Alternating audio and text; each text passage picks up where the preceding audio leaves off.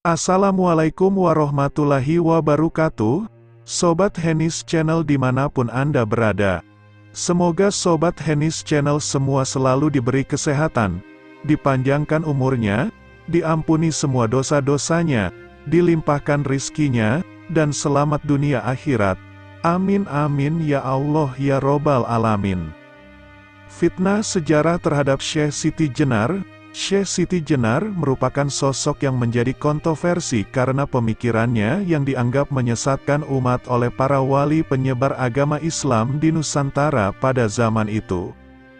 Dalam banyak referensi nama dari Syekh Siti Jenar, banyak sekali julukannya, yaitu sampai 16 julukan yang melekat pada tokoh sufi ini.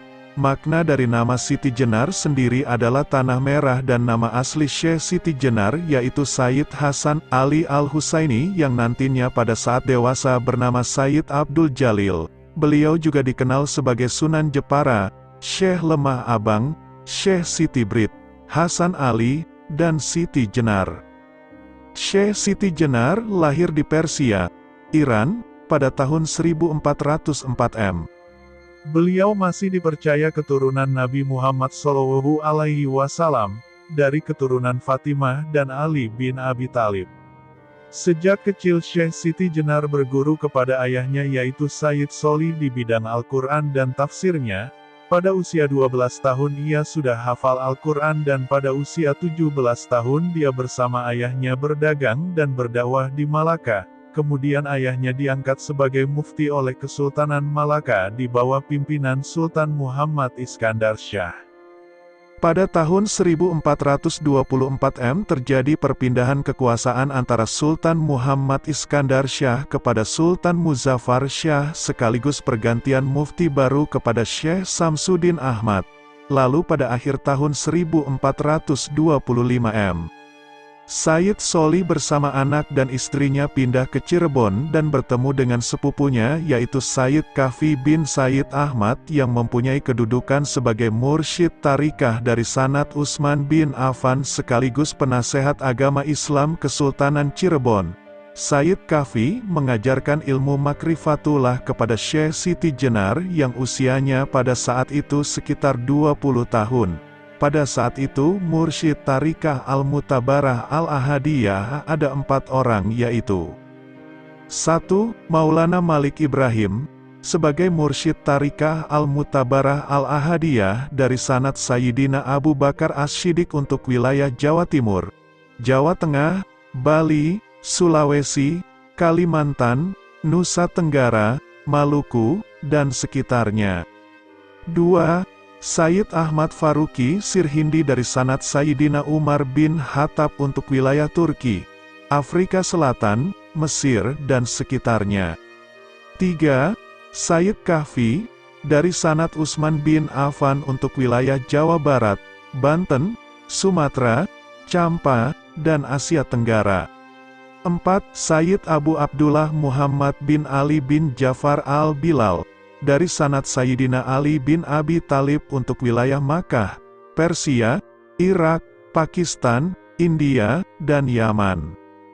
Kitab yang dipelajari Syekh Siti Jenar muda kepada Sayyid Kahfi adalah kitab Fusulul Hikam karya Ibnu Arabi, kitab Insan Kamil karya Abdul Karim Al-Jili, Ihya Al-Ulumuddin karya Al-Ghazali, dan banyak lainnya. Sedangkan dalam ilmu fikih Islam, Syekh Siti Jenar belajar kepada Sunan Ampel selama 8 tahun dan belajar Usuluddin kepada Sunan Gunung Jati selama 2 tahun. Setelah wafatnya guru Syekh Siti Jenar yaitu Sayyid Kahfi, Syekh Siti Jenar menggantikannya sebagai mursyid tarikah Al-Mutabarah Al-Ahadiyah Sanad dari Utsman bin Affan dengan banyak murid yang belajar kepadanya. Kesalahan sejarah yang menjadi fitnah bagi Syekh Siti Jenar adalah: Pertama, menganggap bahwa Syekh Siti Jenar berasal dari cacing. Sejarah ini tentu sangat bertentangan dengan akal sehat manusia dan syariat Islam. Tidak ada bukti referensi yang kuat tentang hal itu. Dalam sebuah naskah klasik yang berbunyi, Wonde neka carios yen lemah bang punika asal saking cacing, punika det, sajatosipun inggih pancen manungsa dara alit kemawon, griya ing dusun lemah bang. Yang artinya, adapun diceritakan kalau lemah Bang Syekh Siti Jenar itu berasal dari cacing, itu salah. Sebenarnya ia memang manusia yang akrab dengan rakyat jelata, bertempat tinggal di desa Lemah Abang. Kedua, ajaran manunggaling Kawula Gusti yang dikenal sebagai ajaran yang sesat. Cak Nun berkata, sebenarnya bukan ajarannya yang sesat tapi pemikiran kita yang tidak sampai pada pemikiran tersebut karena tingkat makam yang berbeda.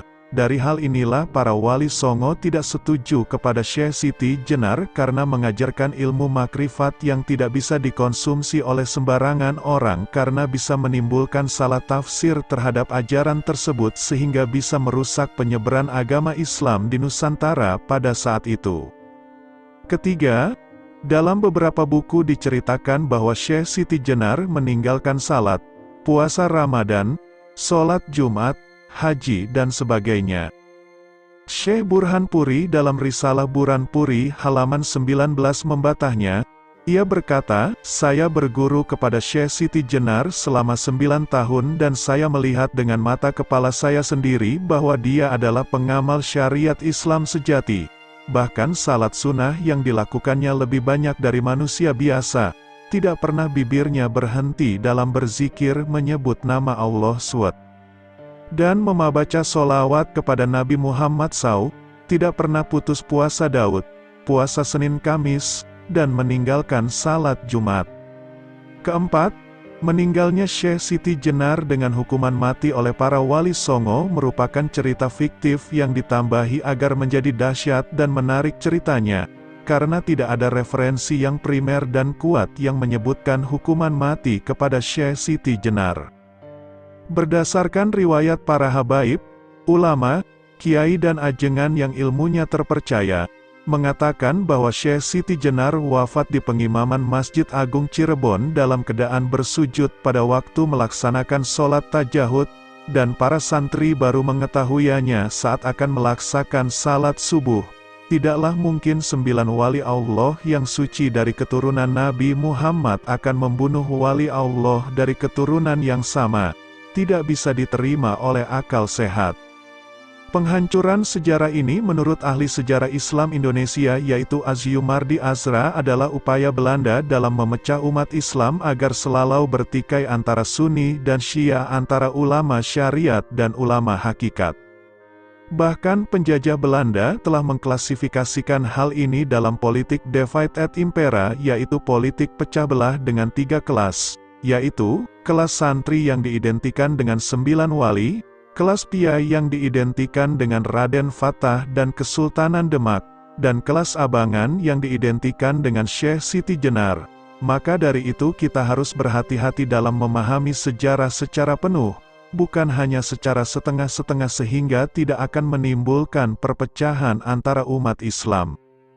Wallahu a'lam bishawab. Demikian kisah fitnah sejarah terhadap Syekh Siti Jenar. Terima kasih sudah menyaksikan video-video dari Hennis Channel. Semoga dapat bermanfaat. Assalamualaikum warahmatullahi wabarakatuh.